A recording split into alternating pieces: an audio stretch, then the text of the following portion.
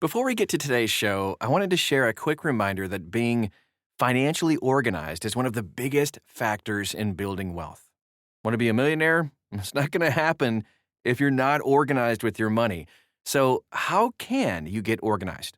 Well, our favorite app is Empower. It's free, allows you to connect your banks and brokers, and it gives you daily income and expense updates.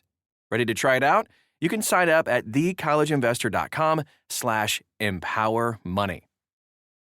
Welcome to the College Investor Audio Show. We're so glad you're hanging out with us today and truly honored that you are. If you want to like, subscribe, share this podcast with some friends and family, that'd be greatly appreciated. Also, check us out at thecollegeinvestor.com. Right there, you can dive deep on any article we talk about on the podcast.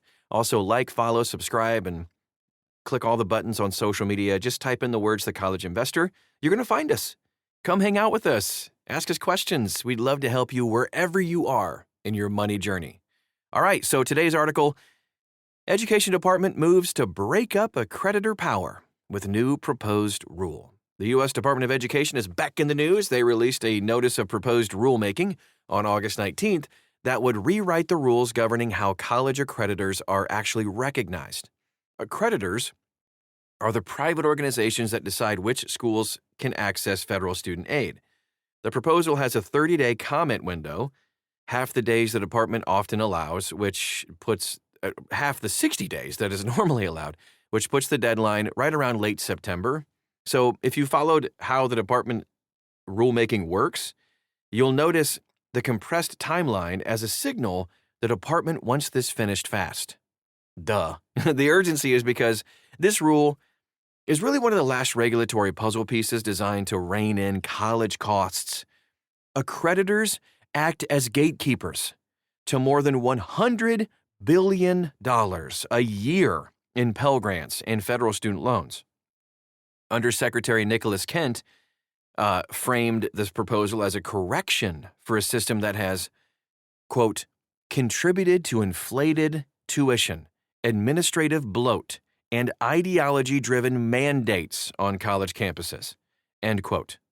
It's true. And here are the mechanics. Here's what the proposed rule would actually change. The proposal implements Executive Order 14279, signed in April of 25, and follows the department's interpretive rule easing entry for new accrediting agencies. The key provisions are: 1. Outcomes replace process. This would push accreditors toward objective measures, completion, licensure pass rates, economic returns, those things, plus new cost-benefit analysis and program length review requirements. This is the same theory behind the department's move to cut federal loans from programs whose graduates don't out-earn high school graduates. Number 2, trade associations are pushed out. This would require accreditors to prove fiscal and administrative independence from any related associated or affiliated trade association, bar shared resources, block standards-setting members from voting on decisions, conflict of interest, and prohibit setting dues subject to outside review. Number 3, no antitrust shield. Now, this would state plainly that federal recognition confers no immunity from antitrust law, and anti-competitive behavior becomes a negative factor in recognition decisions. Number 4, viewpoint neutrality. This would require accreditor decisions to be neutral on viewpoint and ideology, with a carve-out for institutions with a religious mission. Number 5, transfer credit. Schools denying a transfer credit would have to provide written reasoning and would require direct written disclosure of transfer policies to students, a change aimed squarely at the cost of transferring colleges. Number 6, teach-out protection. This expands teach-out planning and transcript access requirements when institutions collapse, relevant to families watching for warning signs their college could close. Here's why it matters. Accreditation is the central key that turns federal aid on or off at a school.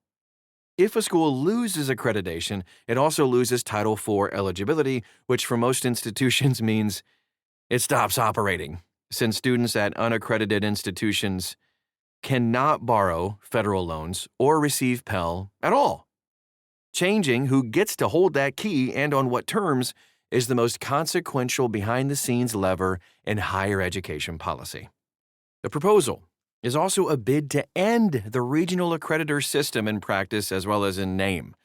The rule would remove the remaining geographic scope distinctions, meaning a college in Georgia could use an accreditor headquartered really anywhere. So combined with the elimination of the 2-year rule that forced new agencies to operate for 2 years before seeking initial recognition, the department is explicitly lowering the barrier for new entrants, including agencies formed specifically to compete with the incumbents. Schools facing financial pressure, including the colleges that have closed or merged in 26, would also get more room to switch agencies or hold accreditation from more than one of them. Okay, now let's just quickly dive into the politics here. The Accreditation, Innovation, and Modernization AIM Committee reached consensus on May 21st of 26 after sessions in April and May to move this rule forward. Under the Higher Education Act, consensus binds the department to the negotiated text and binds negotiators from opposing it. This does not stop outside litigation, and the ideology and viewpoint neutrality provisions are the likeliest targets, but it removes the department ignored the negotiators' argument that sank earlier rules.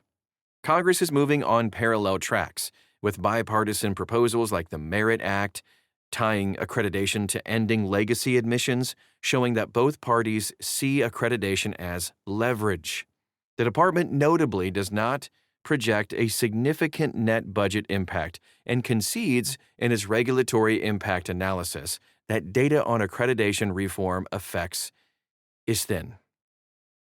Here's how this connects. Cheaper, faster accreditation cuts in 2 directions. More competition among accreditors, could lower compliance costs and speed approval of shorter, lower-cost credentials, which is the same bet behind Workforce Pell Grants, launching in July of 2026. However, it could also let weak programs find a lenient accreditor. This is the biggest risk, really, that the department itself flagged in its 2019 analysis and repeats here. There's already potential signs this could happen, with previously banned accreditors regrouping leadership teams to restart new companies. For families, the practical takeaway is unchanged. Run the numbers before enrolling and use a college ROI calculator rather than assuming an accreditor's stamp guarantees value. The College Board's 2026 data showing degree holders earn about $31,200 more per year is an average that hides enormous program-level variation. Here's what's next. Comments close 30 days after August 20th, publication at regulations.gov, so watch for whether the department holds the November 1st master calendar deadline for a final rule, which actually would set a July 1st of a 2027 effective date, and whether accreditors challenge the trade association separation and viewpoint neutrality provisions in court. Also, watch out for which new agencies file for recognition once the 2-year rule disappears, which is where the practical effect shows up first. And for that, you can follow, like and subscribe to us on social media just by typing in the words The College Investor. We will keep you updated on all of this stuff and a whole lot more. Also at thecollegeinvestor.com, you can dive deep on every topic we talk about on the podcast. It's all there for you. Thanks so much for stopping by today, and we'll talk to you again real soon.